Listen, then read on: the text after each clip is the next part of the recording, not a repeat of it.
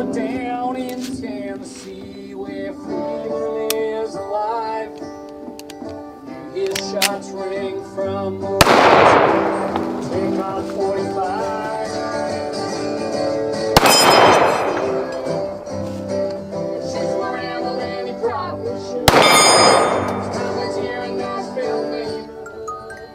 In the land of free. Life is good. He's always shooting down in the woods. He probably won't his life is good. He wouldn't be here if his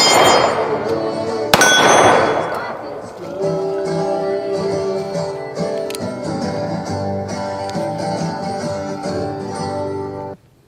Yes, Hickok 45, coming to you from from the barren hills of Tennessee, the home of Alvin York and all sorts of strange people, plus one bomber at least, right?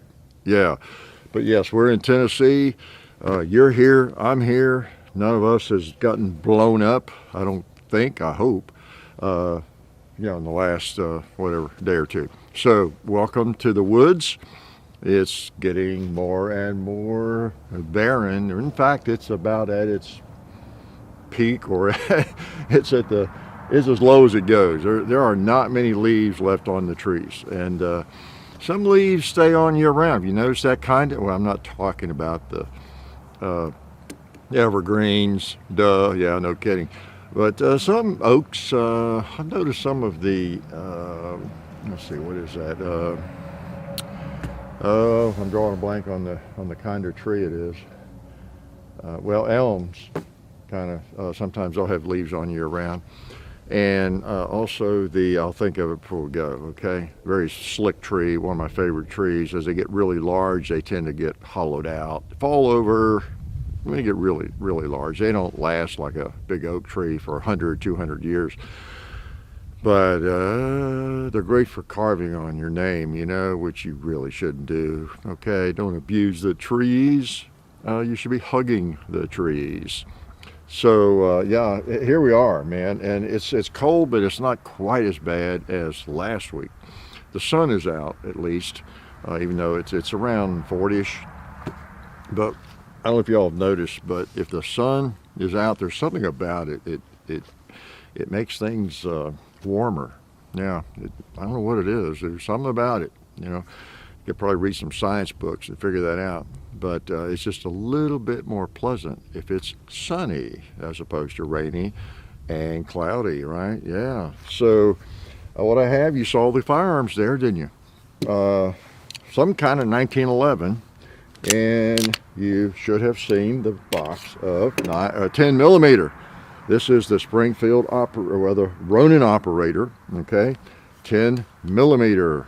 All right, been wanting to get hold of it, so I borrowed one from buds.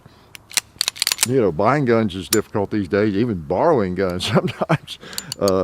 It's just, I always feel really happy when I get something that I want, that is something I wanted to look at, curious about and everything, because the thing is, firearms that are really popular, that a lot of people are curious about and want to buy, guess what? They're bought up. They're hard to find, aren't they? So you just have to catch them when they're in.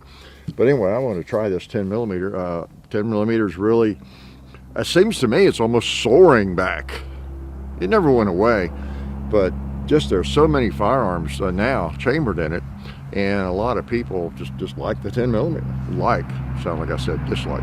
Well, there's some who dislike too, I'm sure, but it's very, very popular, and a great round. Should be popular. It's a wonderful round, and I tend to, I think a lot of us for years thought of the 10 as the Glock round almost. It's the Glock 20. It's kind of the standard, for 10s, as they were one of the early, really commercial firearms that just was built right and lasted and didn't fall apart. What was the Colt? Oh gosh, not Double Eagle, but again, that's on the tip of my tongue. But the Colt 1911 and 10 millimeter, the early ones, they had trouble with them. I think even the slides cracking, didn't they? But they fixed that, and as I understand now, they're fine. Yeah, and lots of people are making a 10 millimeter in 1911 format, and we've shot several. And this one is, I think I brought it out and shot it just like one magazine to see if it worked, and it did. And, and I thought I'd bring it over and shoot a little bit today, because it's one that we want to do a video on. So the problem I have, I haven't been able to find another magazine. I'd like to have another magazine before we do the video, but if not, I'll go ahead and do it. But I've looked in gun shops. I wander in. I think I looked online one day shortly after we got the firearm in, and I thought I'd just buy one and just have it here for whenever we have a 1911 10 millimeter. I think they're like 45, pretty much interchangeable. I don't think anybody makes a 9 millimeter, or excuse me, a 10 millimeter 1911, do they? That takes a proprietary 1911 magazine. It won't work in any of the others. I think they're pretty much standard, just like 9 millimeter 1911 mags, or 38 Super, or 45 ACP. But I could be wrong, but I don't think I am. So anyway, I'm kind of on the lookout for one of those, or maybe a couple, and then we'll do a video, shoot up something, right? We always shoot up something. Feels good, The only negative I see, it doesn't have checkering on the front strap. I have, now I love good old USGI military 1911. I have a couple of nice old ones. And for some reason on those firearms, I don't, oh my gosh, there's no checkering. It doesn't strike me. But in a newer 1911, newer model, I've shot some nice ones, enough of them, and own a couple of really nice ones. And so I've begun on newer ones to kind of miss, that front checkering. You sort of, I don't know what would be like, you sort of expect pick up an old GI or even a replica GI 1911, pick it up, it's a little smooth, shoot it, does fine, But I don't know, when you get a new nice one that's like $1,000 plus or whatever, I don't know, the checkering's nice, and you're seeing more of it. That Dan Wesson, of course they're not cheap, but the Dan Wesson Vigil we've been shooting has checkering in front and rear, and it's a alloy frame, but really nice checkering. I picked up several. Of course, my Nighthawk Custom, of all things, they should have checkering, right? And Ed Brown. But it just locks you in like a vice. So to me, it almost, if I were making 1911s, I know it's expensive to do that well, but I'd rather leave something else off. Leave off the ambi safeties, as far as I'm concerned, and I don't know, less expensive sights or finish or something. But checker that front strap and that back strap, the mainspring housing, with a really nice checkering. And oh man, it's not for looks, by the way, for new people. It really helps you lock in. That firearm just locks into your hand like none other. Hard to find a polymer firearm that locks in like that. Okay, and you can put some Talon grips and wrap it up and make it a lot better. But boy, you don't get that lock in like you do with checkering on steel. Okay, I wasn't even going to talk about that. Where'd I go? Where did I go wrong? Where did my parents go wrong by deciding to have another child, right? Or accidentally having a child, whatever. Oh man. Okay, so what was I going to do? Yeah, so I'm going to shoot that. I've got another little Christmas present. You can't see my holster, but this is my carry gun, cross straw. I'll unload it. It's my carry gun. It's got some big 357 rounds in it. Okay, and it is a model 13. You folks have been around a while. You've heard me talk about it. I love the model 65. Those who have been around, everything I'm talking about. And you new folks, just bear with us. But this is a short-barreled, heavy-barreled, bull-barrel 357 Magnum. I have the same firearm in stainless. It's the model 65 in stainless. It's a model 13 in blue. And I've wanted this thing in blue for a long time, and these 3-inch bull barrel, these model 13, F.B.I. models they call it, they are hard to find. Okay, John found one for me for Christmas.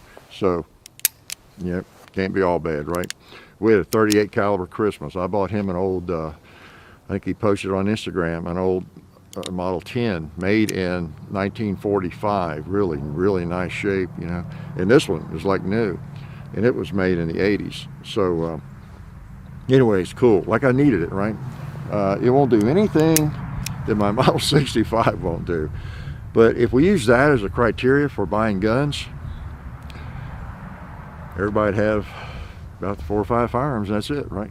Now, some of you are thinking you're just getting into this, and maybe you haven't even bought a gun yet, or you bought one. You're thinking, yeah, 4 or 5 guns sounds good to me. But, you know, people have been around firearms for a long time. You know, they may have that many in their pocket, in their glove box. Okay, you know how it is, right? Gun people. But anyway, you know, the Model 13, just cool. We'll do a video on it. For one thing, it's a beautiful firearm. I put these Eagle grips on it that I had on my Model 696 44 Special, just to see if I want them on here, like them, and I think I do. So I'll order another set, maybe just like it for my 696 44 Special, don't know. But man, is that a beautiful revolver? I hope you can see it. We'll do a video, and John will give you lots of really cool close-ups, you know. But just, it's such a handy configuration. It's such a handy. It's 357, so if you put some real 357 ammo in it, it's going to bark. It's going to recoil a little bit. Okay, it's just a K-frame, boot grip size grip, and a 3-inch barrel. So that could, you know you fired that thing. But the bull barrel, see. The short barrel, it's short, but it's a bull barrel. There's a lot of steel in it. You see the end of it. You know, that's got some serious metal in it, doesn't it? So it's really the equivalent, what would you say, a 4-inch barrel, maybe a 5, in terms of weight and amount of steel, you know. So, so you have all those advantages, a handy little short gun, but not something that's just going to knock you over when you shoot it. And then, anyway, we'll do a video with it. I brought it out to shoot it. The F.B.I. carried this back in the 80s, and this was their carry gun. Okay, this gun exactly in this formation, this format, and the DEA had gone to the Model 65. I talk about that in the model. I think the most recent Model 65 video, because a DEA agent wrote to me after we did the first video on it, and he wrote to me an email, and you know, he's been retired, and told me how it kind of came about, and started, I think I have to review it myself now, but the Oklahoma State Police, I think, used the 65 and maybe a longer barrel, and then the DEA wanted that gun in a 3-inch barrel, and got it, and then some other guys were training gals and down in Georgia, and then they started training at Quantico, also where the F.B.I. was training. The F.B.I. saw it, and they liked it, the 3-inch 65, whatever, and they wanted to adopt it as well, except in blue. This, I believe I got that right, how that scenario went, so it's kind of neat. And that is one of the neat things of doing what we do. I hear from a lot of you who are veterans, and you're still in the military, overseas, ex-FBI people, DEA, and just all sorts of, I'm not sure why, me being the biggest lawbreaker on the planet, right? Like a real ne'er-do-well, you can just look at me and tell I'm probably involved in all sorts of espionage. I'm probably a spy, Russian spy, or a Chinese spy or something. But we do have a lot of law enforcement people that watch the videos. We see them at meet and greets and come up, and I mean, they just really big numbers, you know. So that might be a turnoff to some of you police haters. Defund the police people, you know. Hopefully we won't have too many people falling for that silly notion, you know. But hey, it's a big world out there, and everybody almost likes firearms, and if we can provide information for you, and if we're of any help to you, that's our main goal. We don't care about your politics that much and all that kind of thing. We want you to enjoy this endeavor, and hopefully become a Second Amendment supporter, Constitution supporter, Bill of Rights supporter, the entire Bill of Rights, not just the Second Amendment. Okay, so so anyway, when I talk about some of the oddball ideas out in the world, I got some oddball ideas too. Everybody's welcome here. I'm welcome here with my oddball ideas, and you're welcome too with your oddball ideas. You might not be extremely welcome if you're trying to tear down the republic, okay? I still feel like there's hope for anybody who gets into firearms, because it's going to make them so much more cognizant of the Constitution and freedom, okay? Because it just puts you, you become a target. You really do. You become a target of the nanny state and of busybodies if you own firearms. Just the way it goes. And so we all can identify together with that and fight for the same cause, right? So it kind of gets you into our camp, right? You may not have realized you were so libertarian until you bought a firearm. So anyway, can I shoot it and stop talking? Okay, I'm just gonna shoot. I'm gonna be nice to it. Shoot some 38 special, 158 grain round nose lead. Wow, what a wimpy round. Ask Jim Cirillo about that.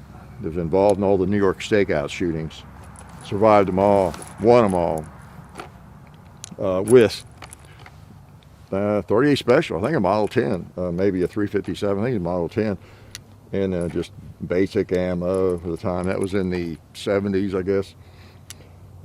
It's the shooter way more than the bullet or the gun. Need I tell you that? All right, let's shoot this target. Hey, it works. I like it. I like it.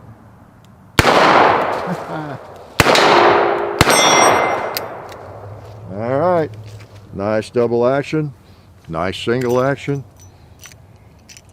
It's one of my favorite configurations of a revolver. It's so much that I'm going to shoot it again, okay? Before I start yakking again. By the way, this is the 52nd week. I've lasted a year out here in the cold and the heat. I've given up my life for you people. I've sacrificed.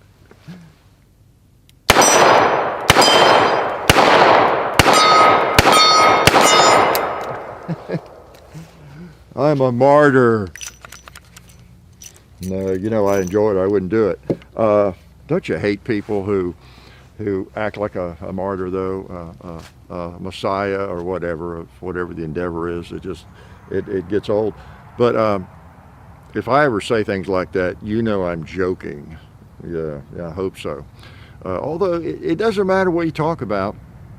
I talk about being a genius occasionally.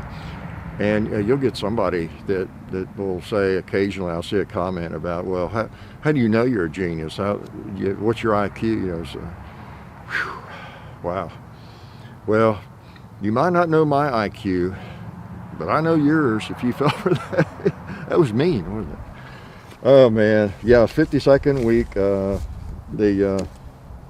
year. I don't think I missed a week, did I? So that should give me some... I don't know, a little leverage. I'll be able to miss a couple of weeks this year because I toughed it out every week, okay, in 2020, and I was here.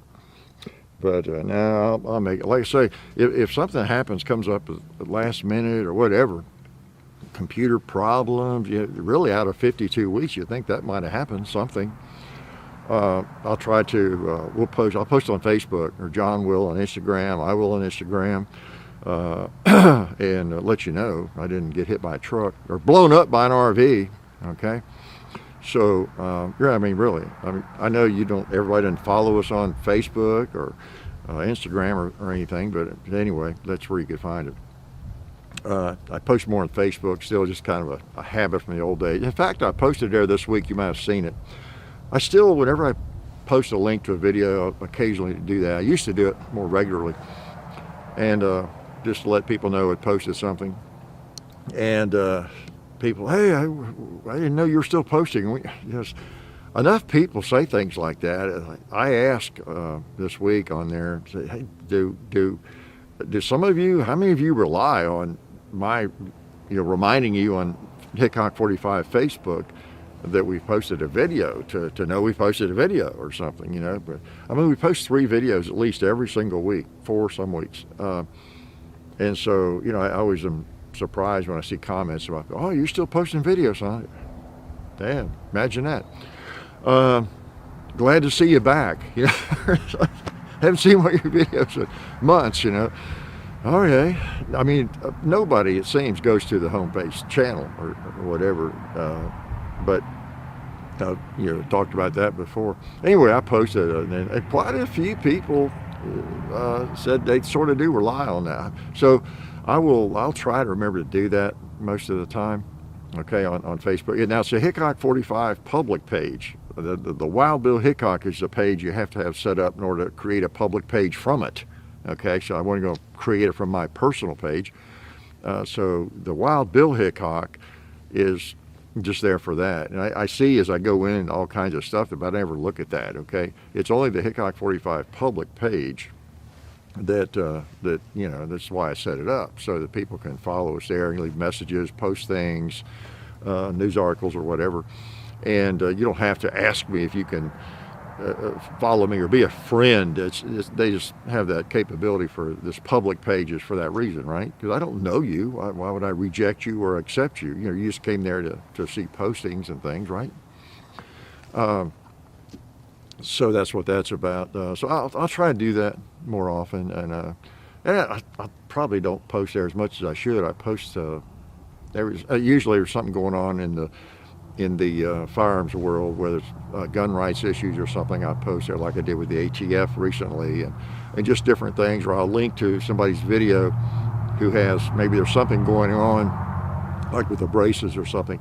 There's someone who has done a video that, oh man, that outlines all the details of that I don't know enough to follow that closely or whatever, and I'll just link to their video, like Collion Noir or somebody, whoever. And so I still use it for that, but I tend not to just go in there a lot and use it. I almost use it like some people use Twitter for a while, but I'll try to get back to that, I guess, a little bit more than I used to. But this crazy brace stuff, I meant to as I was admonishing everybody last week, I guess it was, as I do most weeks, to stay in touch with your representatives of what's going on, and watch people like Guns and Gadget and Collion Noir and Tim and Mac and everybody that keeps the details up on that kind of stuff. I meant to mention the brace thing and forgot. I thought, well, I'll do it this week. But you know, it's kind of a moot issue for now. But we've got to stay up on that stuff. Whatever is going on, there's no excuse for anybody that is a gun person, whatever that is, to not be aware of this stuff. Wow, if you're doing anything on social media, I mean, you should know about all this. Okay, you should be telling each other. I mean, it's just going on all the time. There's an attack always going on. Okay, on the Second Amendment, it's just constant. Now, some of it is exaggerated, you know, more than it really is. It's hard to know. You know, a lot of people accuse the NRA of doing that. Kind of get a drink of scotch before I get hoarse. But a lot of people, that's one of the big hits on the NRA over the years, is just constantly bringing up things that are not as dire as they appear, in order to get people whipped up and, you know, donate, send money. Yeah, I don't know, maybe there's some of that going on here with them, I don't know. And maybe other people too. It's hard to know in this world of social media and the internet what's real and what's not, because everybody wants clicks so badly, right? And so, you know, it's just hard. It's hard to know. But like anything else, if you get around enough and you check several sources, you begin to get an idea, don't you? I mean, I've been doing that for a long time, whether it's on paper and books, or before there were like videos and social media so much, but there were forums. I used to be pretty active on Glock Talk in the early days, and the Firearms. I'll tell you what, I'm suffering from dementia today. I keep bringing up stuff I hadn't thought I was going to talk about, but There's another one. It's been around for a long time. The Firearms something, not blog. The Firearms something. Just a forum. Been there, and maybe it's the Firearms forum. But and there's 3 or 4 or 5 that have been around since the old days. And I would just, if I was interested in some firearm or getting information, I go around to several of those and ask or look at what people are saying, look at threads, and there's always the knuckleheads, just trying to get attention or be trolls even back then, but or haters, narrow-minded people, whatever. But you begin to get a pretty clear picture of what the deal is. If you read enough posts from a variety of different people, right? It's still the same way.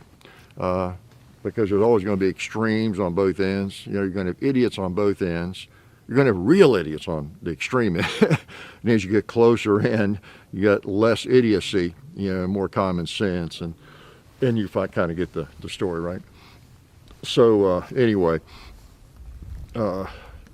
there's just a lot of information out there, and you just have to dig around. You'll find it out, but you really should be aware of things going on, and staying in touch, letting your reps know what you think about things. Hopefully you went to the ATF website. Even apparently that told them okay, maybe we don't need to post this. If they were getting such a reaction, that was good. And one of the things I wrote on there was, and you don't get anywhere by berating politicians or anything like that. You're better off to be sensible, even if it's hard to be sensible, because they're not being sensible. But one thing I always bring up with them is this business with braces. It should be a non-issue, for one thing. I mean, for years, when I first learned what a short-barreled rifle was or meant, short-barreled shotgun, SBR, SBS, it was. I remember thinking, why is this a big issue? I don't get it, And one thing I can come up with, it kind of harkens back, I might have talked about this before, it harkens back to when you couldn't carry a firearm like this, a regular peon, citizen like most of us. If you were not in law enforcement or in whatever, you couldn't carry a firearm. Okay, so the fact that a firearm was concealable, bad guys would have little guns in their pocket. So they were the really bad guys, the criminals. They're up to some criminal activity if they're hiding a firearm, And that's why the Saturday night specials and the little revolvers were the evil guns, for so long. Those sorts of things. They're concealable.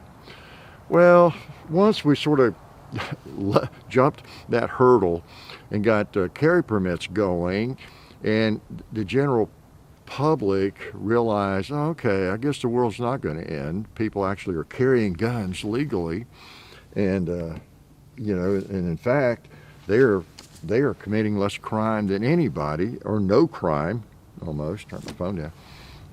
But started in kind of Florida, I guess, and moved on, and in every single state where it came up, you remember this, some of you, every single state, the news media, the same articles appear. I think they just pulled them, copy and pasted from Florida or Tennessee or wherever, and said, well, Dodge City comes to Nashville now, and Dodge City, they always referred to Dodge City, the Wild West. That was, everybody talked about. People are going to be shooting each other in the street.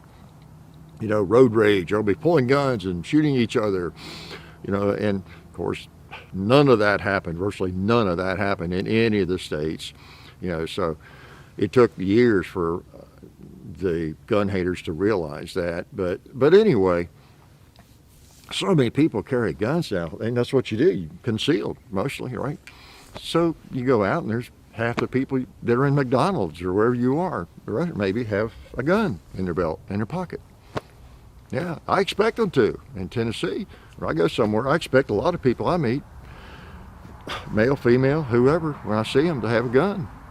And it's great. It's great. So anyway, we sort of got past that myth that people are not to be trusted with a firearm, right? But in the meantime, we still have these stupid laws. This AR-15 is more dangerous if it has a 14-inch barrel or a 10-inch barrel. This big old AR-15. Why? Well, I guess it makes it more concealable. Yeah, it does, doesn't it? Not quite as considerable. I mean, this big crazy AR-15, with that stock on it, and a barrel this big, and you know how big.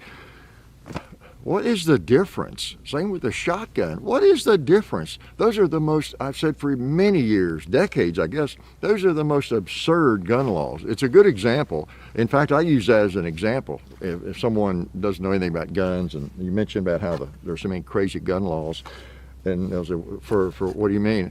Well, that's one I'll bring up. I can have this firearm right here on my person, and go over to Walmart today. It can be loaded in a shoulder holster, my belt, my pocket, whatever I want. And in fact, I did, with this one today. But I can't have an AR-15. I can't have one that's bigger. It's crazy. And, so I use that as an example. And of course, even people that don't know anything about firearms, they think it's bizarre too. So anyway, that's my take, and I let them know. I let them know on that side. I always, every chance I get, I remind them of that. I said these laws are ridiculous anyway, and I told them again. I said one of the biggest problems with this sort of thing, not only is it really ridiculous, it makes no sense in a world where we're all carrying firearms, is that it undermines the respect for the law. I mean, most people, I know sometimes it doesn't seem like it, but I think most people have respect for authority and law. We don't like it maybe always. Nobody likes to get pulled over by the police or anything like that. Most people understand that, and they have respect for law enforcement and for authority and everything, and for the law generally. We know there's always going to be goofy laws. The busybody, whoever has the biggest mouth, sometimes gets some silly law passed, or proposal, and no one fights it, and it gets passed, and all of a sudden you got some weird restriction in your neighborhood or a law. But most people do have a fair amount of respect for the law, but that undermines that respect. It undermines your respect for those agencies, really. Okay, I got this agency that could come, feds could come in and arrest me because I've got the same rifle that you have, but my barrel's a half-inch shorter than yours, and it falls under the legal length. I'm not going to do that. I don't want to go to jail over something so silly. So yeah, they're really stupid, but I'm not going to violate them because it's not worth going to jail over, right? Or not being able to enjoy your firearm as much as that. I don't want to go to jail. I want to be able to enjoy any firearm I have. I don't want to have a gun out here, shooting it. Oh boy. Somebody comes and sees me with this, you couldn't enjoy it. So anyway, just ridiculous, and again, it undermines your respect for those things and those laws and those restrictions. Just not good in so many ways. So anyway, rambling too much. Can I shoot the 10 again? I'm going to shoot. I'm going to shoot some of these bigger ones. It's cold. When it's cold, it always hurts more. 180 grain trophy bonded. Let's shoot some of these, okay? See if it'll hold up to them. Feels good. Got a nice trigger, and we'll get that in a video. Both these guns. We get some nice weather here one day, we'll do a video, okay? Yeah, this is almost January, and that's why we work so hard in the fall, so we don't have to get out here very often in January. But I always have a couple of firearms that I want to do a video with. All right, let's shoot something. We already shot the gong, didn't we? Let's shoot the coffin if I can. Got him. Oh man, yeah, I can tell the difference. Let's try the propane tank. Uh-oh, lock back.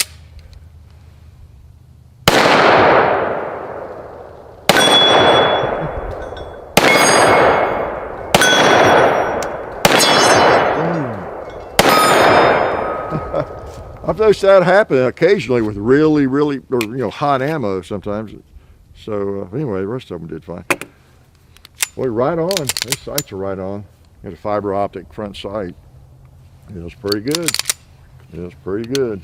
Do need another mag, don't I? So what I do, load that and then lay it down. I did, didn't I? I didn't even shoot it. Well, let's just shoot it. What do I have in there? Let me remind myself. I think I put more, yeah, lead round those. All right. What a purty gun. Let's hit a hog. Did I shoot the gong with this one? Let's try it.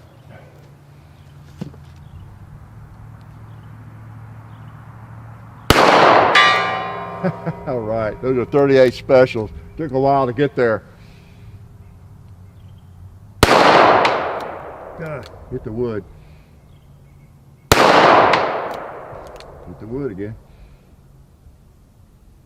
I think I'm going low. There we go. Yeah, I was going low on those first two, I think. All right. You know, it's a funny thing about shooting. Sometimes a firearm bullet combination, like I've got 2 or 3 different types of ammo out here for this, and every one of them is going to print a little differently. At close range, it doesn't matter that much, but when you get out any distance, you see more of a difference in point of impact. And you might say, well, let's see where these hit. You hold it up and you think you held in the middle of the target, let's say the gong, for example. So I feel like I was holding in the middle of the gong, but maybe I wasn't when I let it go. Maybe it was kind of a bad shot. You ever made one of those where you were trying to hit, but you pulled up and you shot, and maybe you flinched just a hair, or pulled it down just a hair. So actually when the hammer hit the primer, you were holding, or the barrel was aligned with the bottom of the gong, and you didn't know that, and you missed. And so you adjust your sight picture incorrectly because of that. You think you were holding one place, you weren't, and all that kind of thing. So that's why you need to shoot a little bit more and get it figured out, right? So K-frame is just a beautiful thing. Goes back to the original, the M&P, Smith & Wesson, hand ejector. They called by lots of different names. Then they gave the Model 19 designation, In the 50s is when they started giving all their guns, I guess, model numbers. And this one is non-adjustable sights, if you didn't notice. And it's a Model 13. So, no shroud there, ejector shroud. And we get so hung up on all these exotic firearms, bells and whistles, don't we? It's just interesting to remember and to note that the FBI, Federal Bureau of Investigation, the premier, we'll still consider them the premier, even though they've been politicized so much in recent years, but we will still consider them the premier, I guess, law enforcement agency in the country, maybe on the planet. They carried this revolver for years. No adjustable sights on it. That's what you get. Yeah.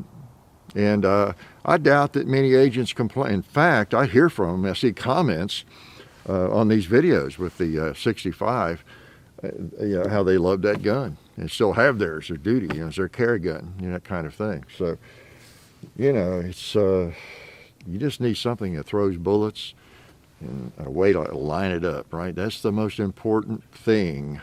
And there's other gravy on top of that might help, but just need a good gun, feels good, and you can shoot. That's important. So anyway, I did the explosion. Wow, who knows what's going on with that? This week I expect, maybe today, they'll figure out more about that, or probably already know. If you heard about the Nashville, they called it an intentional explosion for a long time. And it's funny, my wife and I both are watching the news. I said, is that sort of like a bombing, an intentional explosion? Yeah. I don't know if they were trying to be politically correct or something, or there was some version to that word bombing or bomb. It's just weird. An intentional explosion, the new phrase for bombing. But anyway, nothing that funny about it. It's just weird, really weird, because I don't know what. Obviously, people they're insane people out there, and I remind you of that. Could be that. Could have been their intent was to take out police when they got there, but not hurt other people. That's what it kind of looks like to me. But nobody knows yet, really. Well, they probably do know. But, in an investigation, you have to get all your ducks in a row. And if there's any chance someone else was involved, you just can't release information. What you're still piecing it together. You might be 95% certain on some things, but you just have to wait. And so that's kind of what's happening. But I don't know. They really jump into those things, and they want that information out there on these sorts of things as quickly as possible, I think. But crazy day in Nashville, Christmas Day. So that was a really weird, because my first thought was, okay, we set off a bomb on 2nd Avenue. I've been down there lots of times in the last 50 years. It's a really busy street in Nashville. But they did it on Christmas morning. If you could pick a time frame when there might not be anybody there, that would be about the only time. So obviously we're not, trying to hurt a lot of people, I guess, unless it was going for police. So crazy thing. So anyway, yeah, we got that going on in Nashville, and you just never know what's going to happen to you. You never. And I'm going to spray my guns down with Balisol right here. And do I have it? No, I don't have any Talon grips on one today, but I have them on a lot. Appreciate Talon grips and Balisol. What else was I going to shoot? I guess that's it. Just these. I'm gonna shoot some milder rounds, I think, through this. Don't forget the zombie movie. Okay. In fact, they sent me another. They sent a kind of a teaser trailer sort of thing. I might stick on the end of this video. So. If you get tired of hearing me talk, go look at the Strain 100 trailer or teaser, whatever you want to call it. Check it out, okay? And it really was fun, fighting zombies, I'll have to say. Like I said earlier, not everybody gets to save a gorgeous young lady and a little teenager, too. Well, I mean, not that she wasn't gorgeous. I'm sorry, I didn't mean to offend the little girl that was in the movie, yeah, it's just nothing you get to do. I really save lives like that very often, so I got to save some lives with my Henry rifle. Most of you all who have a Henry rifle or a lever gun, you've probably never had the opportunity to save any lives with it. I have. I'm special. I'm special. I got a chance to neutralize some zombies with it. So, hey, a 10 millimeter would have been a pretty good firearm for that too, wouldn't it? Yeah. It's always better to have a rifle, though. You can get a good sight picture on them. All right. Let's see if I can pop that 2-liter down there. All right.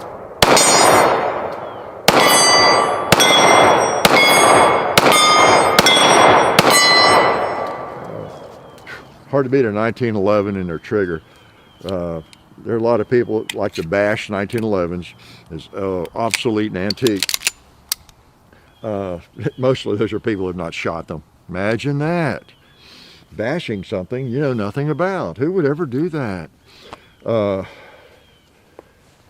They really are fun. You would love it as a range gun, if nothing else, really. Like I say, most people don't carry them. Some do. I don't carry one very often. I just really like them and shoot them.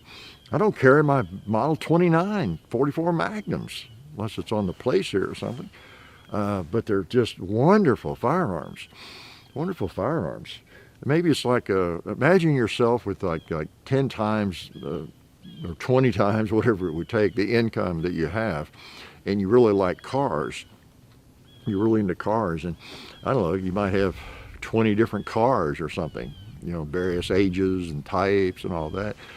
And envision, you would probably have a few cars that are not necessarily reliable to drive to Cincinnati in or something from Nashville, but you just like them. And you could drive across town and back, you drive them occasionally, but you wouldn't give them up for anything, You know, guns are kind of like that.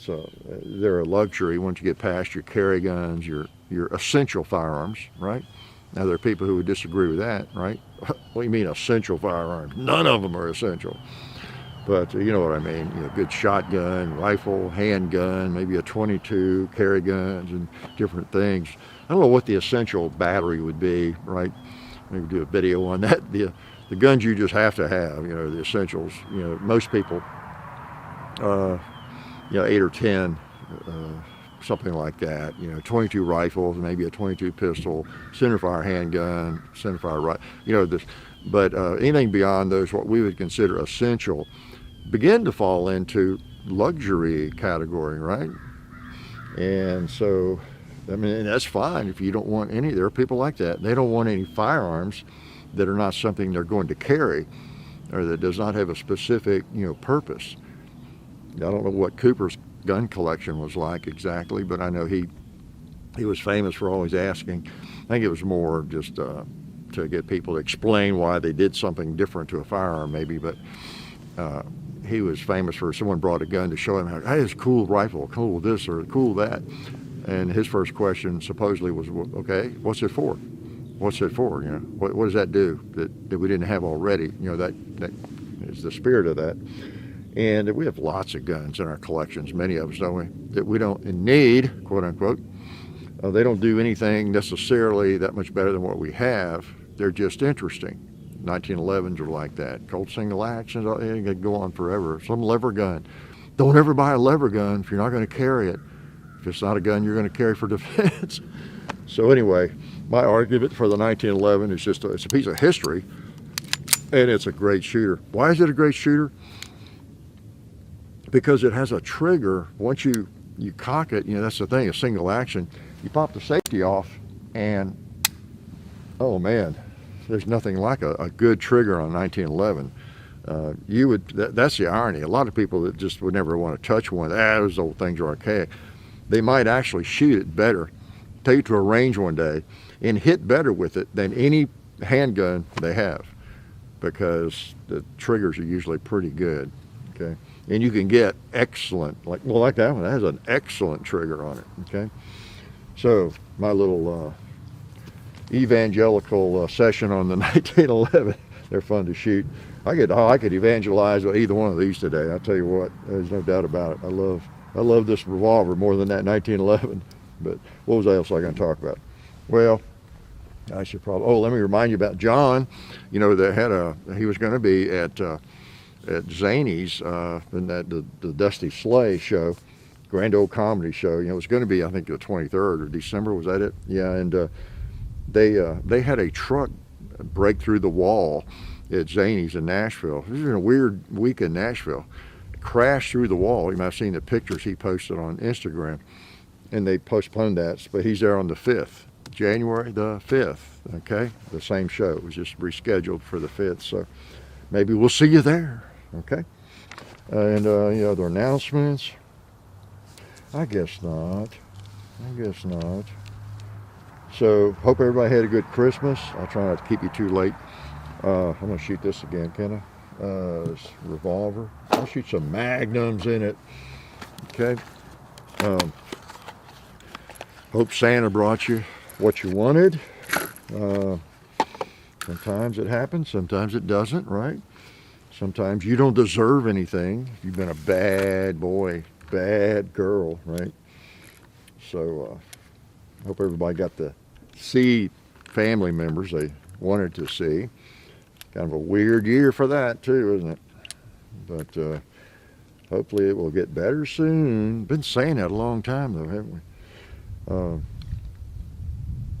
But Christmas, and everybody watching doesn't celebrate Christmas. Like I said last week, some people just, I guess, what would the word be, observe Christmas, and some hate Christmas. You got all people all over the board on that, I guess. But a lot of people either celebrate it or observe it. Okay, that's why we talk about it some. So it's a neat time, and hope you had a good one, or at least a good week, right? Whatever you celebrate, whatever your religion is. Okay. Oh man, it's getting cold on me out here. All right. Oh man, 357 Magnum. Nice.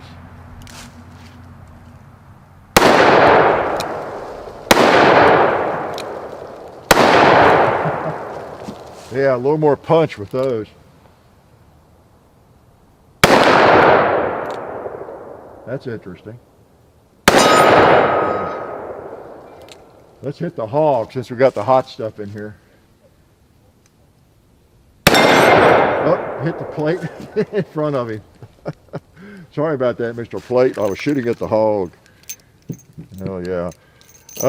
You notice I was shooting at, did I shoot it all? Yeah, single action. Especially when it's cold. I don't know if you knew this or not. Those who are shooters know it. If you have a firearm that's going to kick a little bit, it's a revolver, shooting double action seems to hurt more. I don't know why. I think, let's see, I don't know, your hand's in a different position or a little bit. I don't know when you pull through or something. But I like I was doing there, I know it's going to kick. It's going to maybe even sting a little bit with those hot rounds.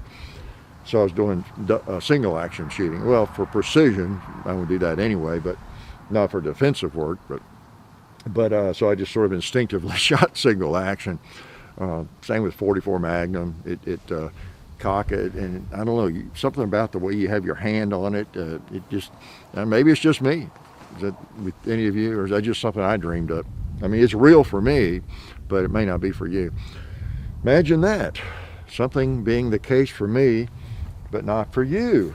Wow, that's a novel idea. Concept, isn't it? Okay, anything else I was going to gab at you about?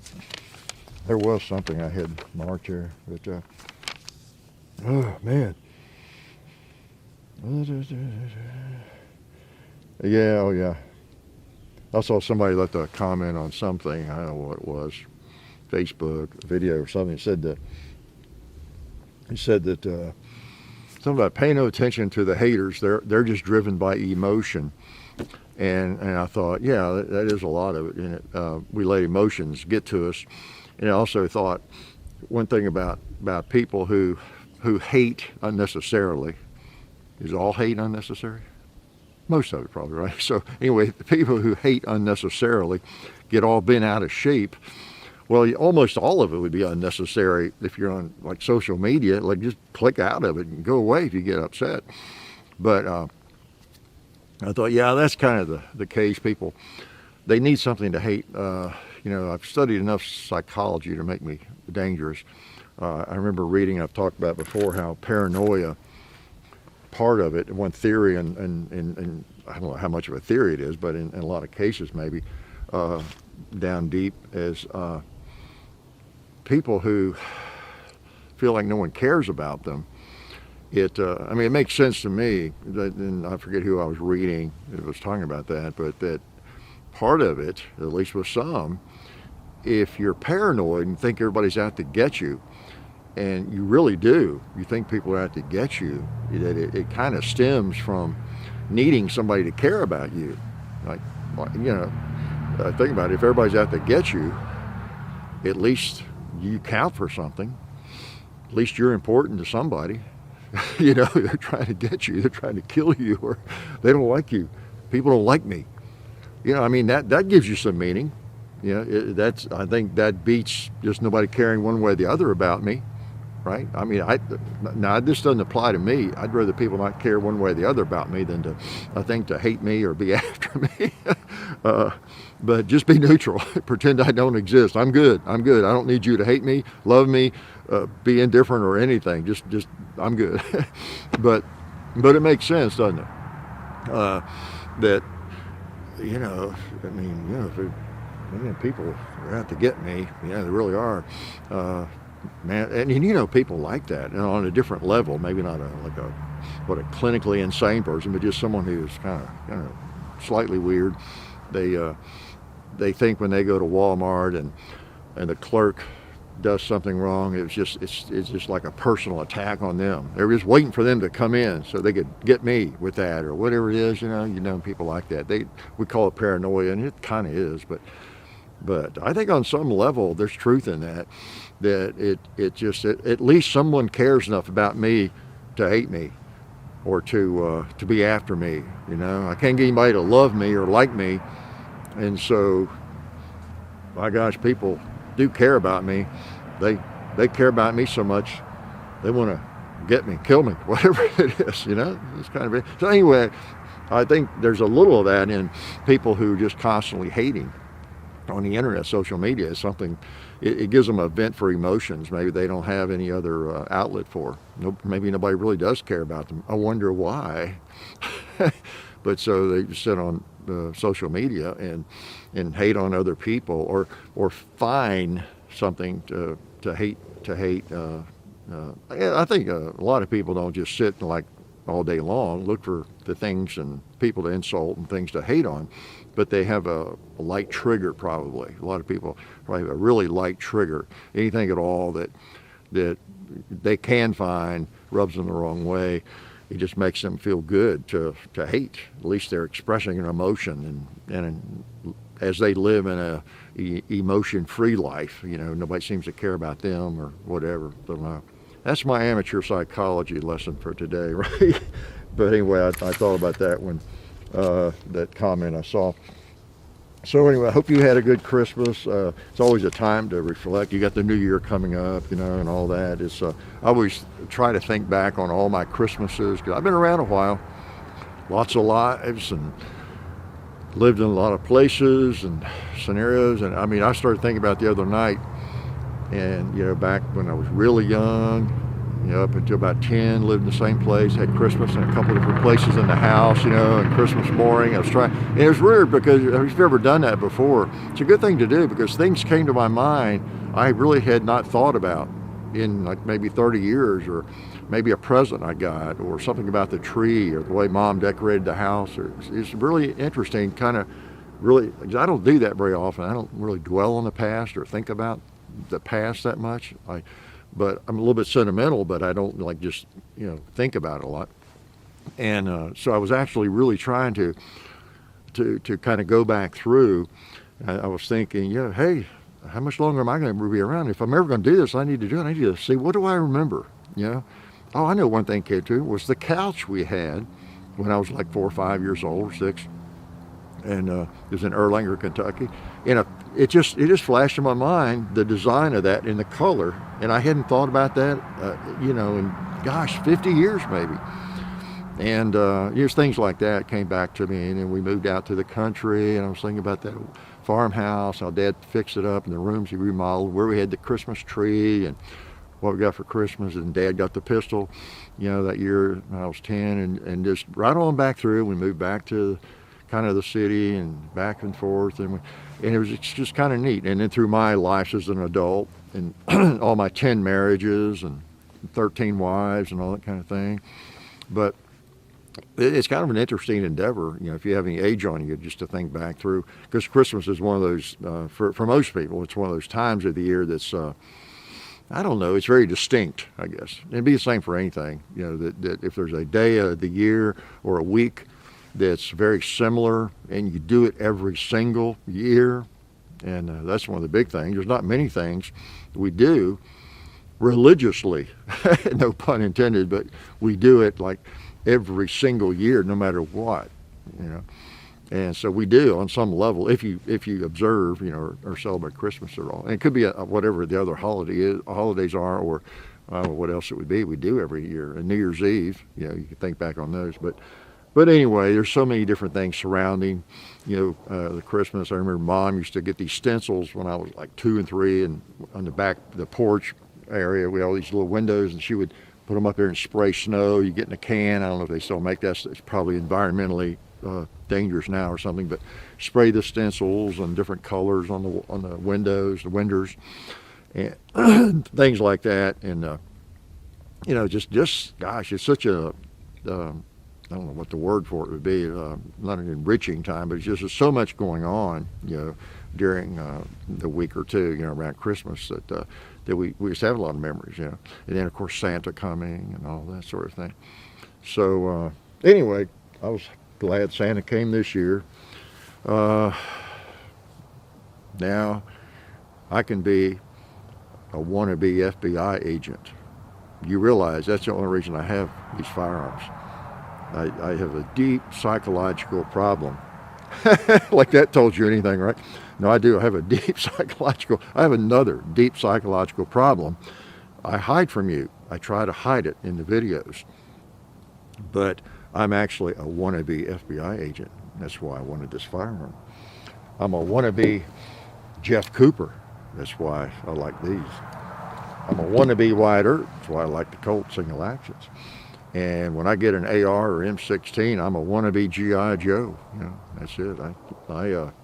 I fantasize being GI Joe. Now, yeah, and Dirty Harry. I want to be Dirty Harry. Yeah, I guess there's yeah, when I get a muzzleloader out, I want to be Jeremiah Johnson. I guess there is a little bit of that in all. Well, I've discussed that before. I won't go into a long diatribe on that. It is interesting to you know, the firearms gives us a little bit of a window into the past or into other, I don't know, people's lives maybe. I don't know. Well, this firearm, for example, actually I'm not an FBI wannabe, but it's interesting to have a firearm, shoot it, feel it, know it, and know that, wow, this is what I guess almost every FBI agent carried for a period of years. Yeah, this gun. You know, I think there were a couple other options and maybe a still Model 10 for some. I don't know, but this is what they used. You know, they were arresting somebody and shootout or whatever. This was probably the firearm, you know, that they had, or one of the firearms. You know, it's the same for if you pull out the AR-15 you have. You know, people that are in Afghanistan or Vietnam or anywhere else. It's not exactly like the one you have. Maybe they got more stuff hanging on it and different things, but it's still basically the same operation, the same firearm. Yours is probably not full auto or 3-round burst, but it's still essentially the same. You pull the trigger, it's the same feel pretty much, and same ammo maybe. I mean, it's not a lot of difference. So it's just interesting to not be totally clueless and oblivious to what someone else's experience is when it comes to an area that, you know, firearms are used in. It's the same with a car, I guess. I don't know if some people that are into NASCAR, different things, you see them on the highway. They seem like they must be into NASCAR, but maybe one of their favorite NASCAR drivers drives a certain type of car and they drive it. You know, even though the NASCAR drivers is all souped up and a lot of different things on it, they feel like they're having a little bit of that experience to know what it's like. I don't know. Or maybe they do something with their engine that makes it a little bit more like that, and they feel like it gives them that same feel. I don't know. I don't know what I'm talking about, but I do really know what I'm talking about when it comes to firearms. I think it's, you know, when I pick up those Civil War rifles and load them and shoot them, it takes me back into history, you know. And when I read about the Civil War, about Chickamauga or Battle of Franklin or whatever it is, and different things happening, and they're carrying the same firearms I have, you know, in my safe that I shoot. The same exact firearms. You know, in fact, those were used in the Civil War. Those ones I own, those couple, and so it is kind of neat. It really is. I talked about it. The Garand, the M1 Garand, you know, that I have, and many of you have firearms that are like military surplus that were used here and there, and it's not the fact that, you know, I mean, some people get caught up in that emotion. Oh God, that firearm killed somebody in World War II. How do you even own that or whatever? It's not that, of course, with you or me. I don't think it's again, you know, shooting that Mauser, that 8mm, you know, that was used, you know, by the Germans. I mean, it's just, I know what it felt like to shoot it. I know what the 8mm, even though most of the newer 8mm is watered down a little bit, but I know what it feels and how it operates, and so I can relate to that. So, and I mean, a lot of people don't care because they don't care anything about firearms, of course. But so you first have to be a bit of a firearms enthusiast for this to make any sense. Then you also, for me to make any sense to you, it would help if you had one of those operations. I think it's called a lobotomy, part of your brain removed. Then you can relate to me, right? A lot better. So I guess I'll shut up. I really feel kind of hoarse. I have not had a cigar for a couple of days. I'm a little bit hoarse here. Maybe because it's cold. I've been talking too much. But I appreciate you coming out, and I've enjoyed the Sunday shoot around with you. And I hope you don't mind if I take even a couple of more shots, because I'll let you go. Some more 38 Special jacketed ammo. A little bit left in that box. Shoot my Christmas present. And man, do I need to give you the speech again about revolvers? I've already given you the speech about 1911s. If you don't have a revolver in your life, what's wrong with you? This is a nice one. One of the mistakes people make with revolvers, though, buying their first revolver or any gun, but it's easy to get one too small. They make 357 Magnums, wow, and small revolvers. But I tell you what, this thing's got some heft to it. Once you get much smaller than this, though, this is a K-frame, and it's got that bull barrel. Once you get much smaller, like even a Model 60 and 357 Magnum, you're going to know you've touched off a round, okay? So if you're an inexperienced shooter, you're probably not going to like it. You're really not. Okay, I was ready to shoot without my ears, wasn't I? Not wise. Okay. So I got 3 left, right? Now they didn't carry cross draw, but we tend to think of a revolver. Some people do. It's just totally useless, of course. But you know, it's not that bad. I'm gonna step out here and I'm gonna pretend that plate's a bad guy. Why did I take my ears off just to talk to you?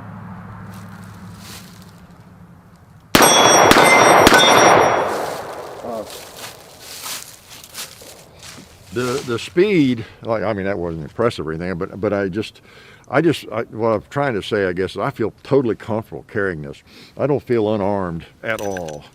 And excuse me, I can carry, you know, Glock 19. I can carry anything, you know, that I want, and I can be, you know, very well armed, very well prepared.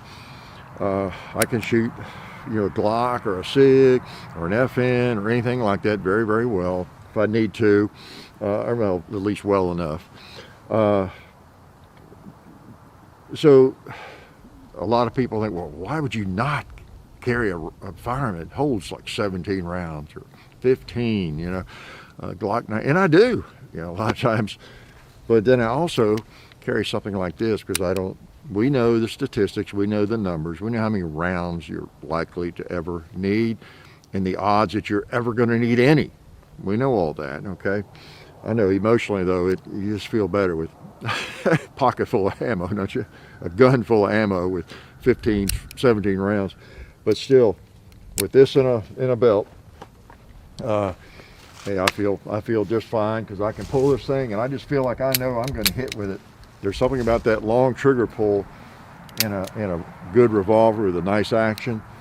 I always feel like I'm actually better off for the first shot or two with a good revolver. I just do, because I have a lot of history with them, I guess. So don't feel like you're unarmed if you have a revolver. It's a dandy piece of hardware. And before I let you go, one more thing I'll talk about with revolvers. I may do a video on this sometime. There's a lot of comparisons reliability-wise, a lot of arguing about which is more reliable, a revolver or a semi-automatic.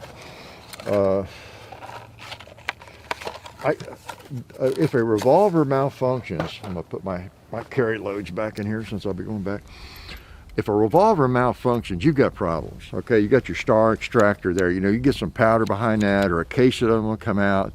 You can, or if you get a bullet that jumps the crimp and lodges in there, and you can't pull the cylinder out. It won't open because it's just lodged. You know, some weird stuff like that can happen, and then you're really out of commission, probably. Okay, you're out of the gunfight. Let's put it that way. But that said, if you've got good ammo, the first 6 rounds or whatever you have in that revolver are probably less likely to give you trouble. That's my take. Okay, I agree with all the people that talk about how complex a revolver is. Take that side plate off and look what happens when you pull it. It's a complex organism, mechanism. It really is. And then there are some problems you can have, and I've had them. I've experienced them over the years here and there. It's rare. Some really bad things happen with revolvers, but it's always after I've been shooting a while, getting it dirty, that sort of thing. Your revolver's clean. You check it out. Your ejector rod is not loose. There's no dirt in there behind the extractor. Everything's closing and opening just fine. You open it up and you put clean ammo in it, okay? And the cylinder goes back in just fine. There's all the rounds are seated well. There's not one that doesn't want to go all the way in for some reason. Yeah, that's bad. Close it up. It seems fine. You can, even if you're in a safe place to do it, you can pull the hammer back just a little bit. I've done that before. Make sure it's all free. There's not one round that's got a high primer or some kind of weird thing like that, which is rare. You know, factory ammo. Okay, so for example, that all just seems fine. Even though I've been shooting it, there's no dirt anywhere under that extractor. It's all good. So I feel like right now I have 6 shots, even more reliable. I have 6 more reliable shots, put it that way, than even, God, dare I say it, my first 6 shots with a Glock, maybe even, okay? When you got an automatic, semi-automatic, there's always a chance, you know, there's a round that's got a little bit less powder and it doesn't work the slide fully, or it just jams, or your magazine got loose or something like that. I mean, but that rarely happens either. To tell you the truth, I probably feel equally confident that if I check my mag and everything in my Glock, and it's in that same holster, they're both going to work. They're both going to work, okay? Now, sometimes the 1911 gets a little finicky. Maybe some others you can name. But they're both going to work fine. I would say neither is really even more reliable on that first magazine, probably. And if anything, the revolver. Revolver on those first 6 shots, or 7, whatever it holds, or 8, unlikely, if you got good factory ammo in there, that you're going to have a problem. I mean, it'd be like, it's almost like getting struck by lightning, okay, if that's going to happen. Now, beyond that, I don't know. You know, you had to reload in a hurry, and weird things could happen, and you get some powder behind the extractor, or you can't get the shells out, or I don't know. You could have some things happen, but you know, same way any firearm. So anyway, it's a good topic of discussion, which is more reliable, but there are just a lot of different issues, and you need to be aware of the different ways that your semi-auto is going to. There are things that can go wrong with the semi-auto. There are things that could go wrong with this. The best advice is, if you're not sure which you want to carry, which you like more, and you're trying to decide that right now, study it up, and look at what those issues are or might be with a semi-auto, and what those issues are with the revolver, which ones might affect you the most based on maybe the firearms you have or whatever. For example, if I was deciding between carrying this, I don't know, some old 1911 that was made a long time ago, works fine, but you know, it's got a lot of wear to it, and I want to carry hollow points in it, but it's kind of before the days of having a nice polished ramp and all that. You know, some of the gun was designed for hardball, you know, full metal jacket, but in newer ones, when I say newer, last 20, 30 years, really most of them are manufactured to where they're pretty reliable with hollow points too. Okay, so, but anyway, it depends on the one you have and the condition it's in, if the extractor's tuned right, all that sort of thing. So it kind of depends on your guns and what you're looking at. But you get into the polymer wonders, so many of them, you know, it's an FN or a Glock or whatever, it's probably going to work. It's probably going to work. But reliability, I guess all that I said was really, the bottom line is, they're both going to be very, very reliable, including the revolver. Don't let anybody talk you out of the revolver, okay?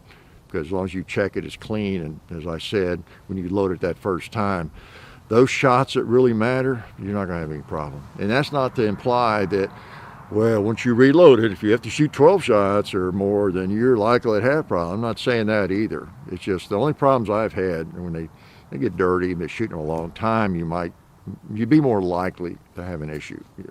But anyway, just wanted to say something about that because I know you were dying to know. Here I am trying to sell you on revolvers, and I want you to be aware of the reliability factors. Study it up. You need to be informed about firearms. If you're new to firearms, there's so many different types, types of semi-automatics, and even when you get into a genre like 1911s, there's so many different types of 1911s and makers and everything, calibers, chamberings, and that. So it's a jungle out there. There's a lot to learn, and just look at videos, look at the forums, and you'll find the information you need. If you're pretty savvy, you can tell what information is worth looking at, what's not, and you know whether somebody has an agenda or not. That's really important, right? Anything you're doing in life, figuring out people's agenda. Are they making any extra money by trying to sell you a 1911 or a revolver or whatever? So I may not be right. I may be all wet on a lot of things, but at least I have no dog in the fight. Whether when I give you advice or if I talk about the advantages of a certain firearm or disadvantages, it's just my opinion based on my experience. I don't have anything to gain or lose. I want you to have a good gun and know how to use it. Okay, so and be safe mainly. So I'm gonna let you go, and I'll see you hopefully next week. Okay, it's been a crazy week, a long week. I know most of you have been really, really busy with the holidays, and we got the New Year coming up and New Year's Eve, and hopefully you had a lot of time to spend with family. Hopefully bombs are not going off in your, intentional explosions are not going off in your neighborhood, okay, in your city, and things are calm, right? So anyway, I will talk to you all later, and I know you can't wait, can you? You just can't wait. I bet I went an hour and a half today. I apologize. Maybe I'll edit some of it out. Maybe I'll go through. I did that one Sunday because I did go like an hour and 45 minutes, and I just edited some of it out. I really did. That's hard to do. I don't like to edit. I don't like to. Well, what am I going to take out? It's all stupid. Think about it. If I go through this video, whatever it was, an hour and a half long, and with the intent to cut out the parts that are non-essential, it'd be pretty funny, wouldn't it? Because guess what? Parts of it were non-essential and not really very brilliant, like all of it. I'll leave you with that. Life is good. I don't know how much longer we're going to be able to do broadcast. Everybody keeps saying infected. That's just how it starts. You get bit, you die, and you bite, period. We had no idea the virus would spiral out of control and mutate, evolve. If you received the vaccine, you have the virus. Into the world, when it comes right down to it, all a man needs is a good cigar, a cup of coffee, and an arsenal.